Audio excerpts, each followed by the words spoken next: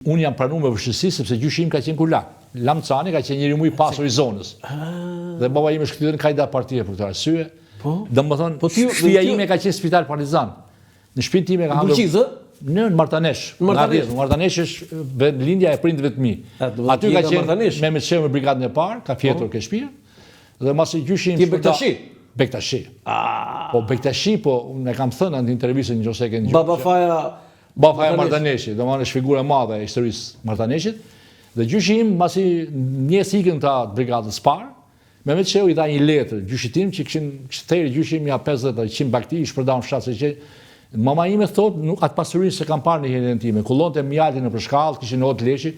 Domethënë gjyshi im ka qenë njerëz më të pasur do të mund të ketë pas Shqipëria. Si quaj gjyshi? Lamcani. Lamcani. Islam Cani, po ka emrin Lamcani. Edhe në Martanesë sa ditë thot kodrat e Lami, pyet e Lamit. Dhe pastaj edhe i dha letrën. Mehmet Shehu i tha gjyshi im i tha, o zoti Mehmet i tha, nuk jam restorantun që ti do pagush atë, nuk paguhet buka ke Lamcani. Edhe grisi letrën gjyshim. Kështu ka bërë? Po, ka gris letrën gjyshim dhe pastaj për shkak pasurisë e shpallën kulak. Një kohë që xhaxhai im Rushit ishin në çetën e Babafajës. Sa të pa besë. Domthon, po çfarë them unë nuk shiko, unë Dhe ti u bërë komunist. Pastaj unë nuk pranova herën e parë. Kam pasur probleme, kam pasur probleme për ashtu nga rinia, të tjerë. Për ashtu, isha, shiko, unë e kam dashur socializmin me fytyrë njerëzore. Unë nuk kam jetuar Dubčekun. Unë kam dashur ky sistem tjetër. Ti të kesh qenë komunist, më habite. Ti je njeriu më liberal. Po të shih kështu ka një gjë normale. Sepse komunist ka qenë dhe Pablo Picasso, domethënë çdo krahasim çalon. Po Jean-Paul Sartre ka qenë komunist. Nuk është një gjë e keqe që është komunist. Bile është një gjë e bukur, se Willy Brandt thotë tekstualisht, nëse në rini ke qenë marksist, kur tritesh bësh social-demokrat i vërtet. Dhe unë jam një social-demokrat. Ti je social-demokrat sot? Po, unë kam idhur Helmut Schmidtin, njeriu që kur vdiq, tha Henry Kissinger, si mund të jetojë në një botë pa Helmut Schmidtin? Është 94 vjeç kur flisën në televizion ai, është i vetmi një thoshte, vetëm mendimet e tij nuk i kam dëgjuar ndonjëherë. Ishte jashtëforcor. Kështu bëra unë social-demokrat, domethënë, me model. Kjo është mama ime. Mamaja. Këto kanë qenë antikomunist lindur. Nga mamaja thënë. Po, babai. Ti ke qenë me biografi të keqe? Po çfarë them biografi të keqe? Po si shoh se bëjë? Po tani shiko, babai kishte dalë Partizan 17 vjeç. Ishte dhe kishte kështu si trofe. Ai ishte mbulesa e shtëpisë. Shtëpia nuk dukesh. Ato e kishin mbulesën e shtëpia brenda nuk dukesh. E shikoni nga lart, se kështu e shikoshin organizatat bazë. Mama ime ka qenë njëri i mrekullueshëm sepse ka bërë atë domthonjë që si thosh unë e kam ndier domthonjë atë si thosh edhe marrëdhëniet familjare që kemi në shtëpi kanë këtë model, kanë modelin e Rustemit dhe Meryemës. Ishin njerëz liberalë. Meryema mamaja? Mamaja Meryema, po, domthonjë ishin Bektashi. Bektashi? Po mamaja nga ishte? Mamaja nga Martaneshi. Dhe ajo nga Martaneshi. Po nga Martaneshi, janë martuar me zor sepse ke pasysh ka qenë ajo që nuk martoheshin brenda fshatit. Shqiptarët janë racë e jashtëzakonshme, domethënë këtë incestin që kanë këto vendet islamike, domethënë që martohen kushtet e parë me një tjetrin. Nëse kemi. Po ne kur tregojmë, unë tregoj shpesh. Ne edhe në klasë, në gjimnaz, po vajzat vajzat e klasë duket nuk lidheshin se duhet si një çest. Absolutisht, domethënë kur i tregoj gjermanëve këto gjëra, do thonë hiperbolizon agim. Nuk hiperbolizoj, po tregoj shumë pak. Foto tjetër. Kjo është klasa jote? Tu keni dalë në qendër? Kemi dalë në qendër. Tash kjo është, si thosh to, njerëz që kanë gjithë me vete.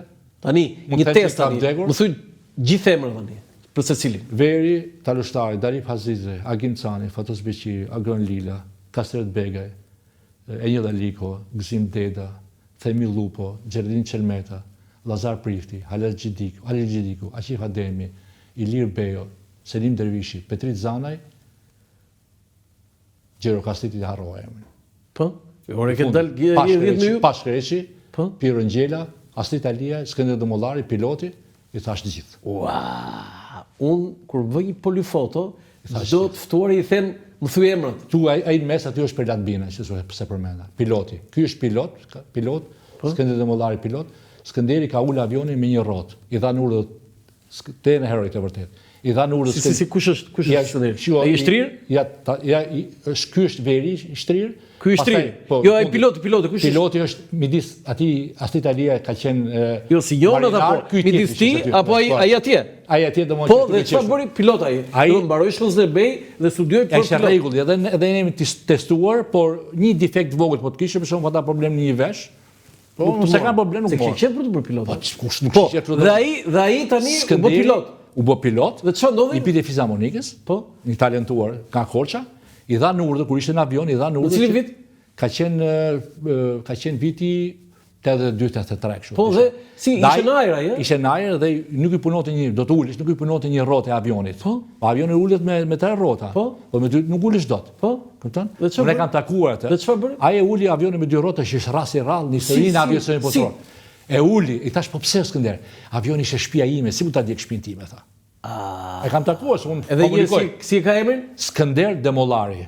Skënder Demollari na ndjek ai neve tani. Ndjek, ai është ti duhet vish ta rrëfesh të historinë e uljes avionit tu në shiko. Dritare këtu në Dekalog. Ai është njëri i mrekullueshëm, është artist i bie Fizamonikës. Unë komunikoj me të. Unë kam një gjë që komunikoj me gjithë shokët e mi. Është Amerikë. Me gjithë? Në përgjithësi u komunikoj. Ku i kam adresat? Ti edhe në një personazh tjetër që ka një histori të bukur nga këta që është bëri famshëm. Gjeladini? Gjeladini ka qenë gazetar. Gazetar. Po, ai në qendër. Po, edhe ky veri ka qenë marrë me poezi, me të tjerë. Në përgjithësi janë djem të talentuar, janë njerëz të mirë. Çfarë viti kanë qenë këtu? Atë që i ke aty sipër afër mes që është Petrit Zanaj. Nuk i di emrin, ai që ka vënë dorën kështu. Bravo. Po. Ai ka qenë pragun e zhinis për nga dituria. Them diçka unë tash ty. Çfarë ka bërë ai? Ta them unë, ai ka qenë një arkiv, ai ishte një nxënës i jashtëzakonshëm, një mendje e ndritur ka qenë. Tash është në Amerikë. Amerikë? Normalisht. Tani edhe këtë se më ngasova, tani nga gjithë këtu, sa jetojnë në Shqipëri dhe sa jashtë? Këtu tash jetojnë gjithë jashtë. Gjithë pothuajse jashtë. Ua, çfarë thua? Pothuajse jashtë, po se në Amerikë. Në Amerikë, në Itali. Qa viti jeni këtu, vit 3, vit 4? Këtu ka qenë viti, jo, bëm fotën e fundit, ka qenë 74. Vit 4? 74, Okej, foto tjetër. Do dashim, Agroni. Kjo është qyteti i Bulqizës. Këtu ke lindur ti? Tani, kur i tërgoj Gjermanëve, për shembull, i tërgoj historinë e qytetit i Bulqizës, thonë ti po na tërgo tregimit e Turgenjevit, Çehovit ose këto. Nuk është e vërtetë.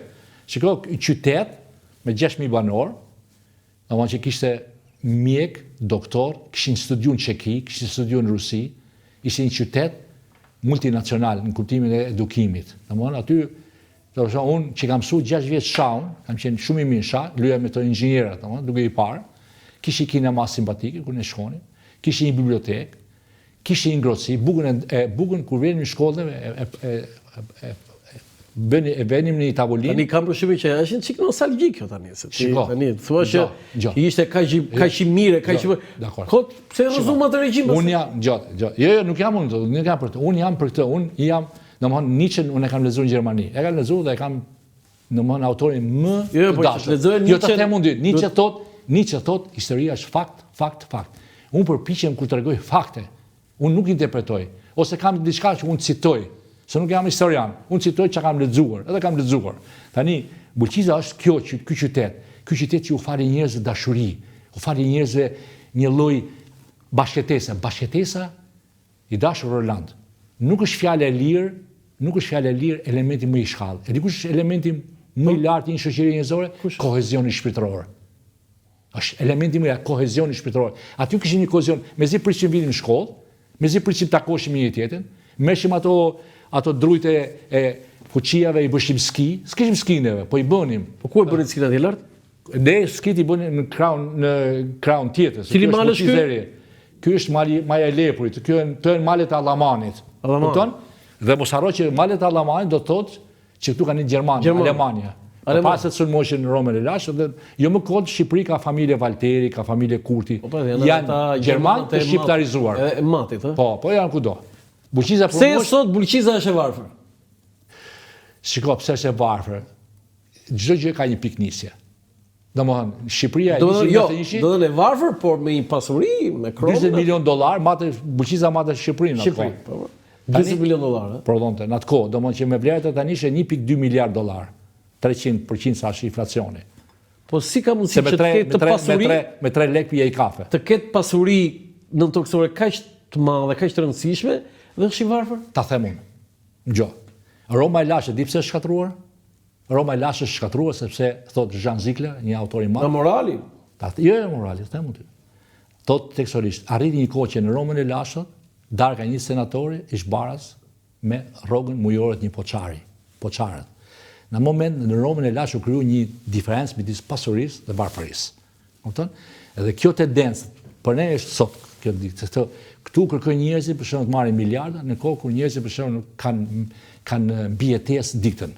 Dhe kjo diferencë e madhe, domethënë ka bërë që buqita sot për shembull të masakrohet vite, se s'ka mundësi. Do të thonë këto janë para, kjo është minerali është pronë e gjithë popullit. Thotë është prona ime, ç'është prona jote? Kjo është pronë e gjithë popullit, minerali janë pronë e gjithë popullit, nuk mund të vesh ti thupra e gardhe që kjo është prona ime. Një shtet i fortë, serioz, vendos piketa në këtë gjë. Dhe buqiza për shkak të mirë, ti ke Selenicën, ka shumë rrugën e Romës. Ne kemi 43 lloj mineralesh. Gjermania nuk ka asnjë mineral, ka vetëm mendjen e ndritur.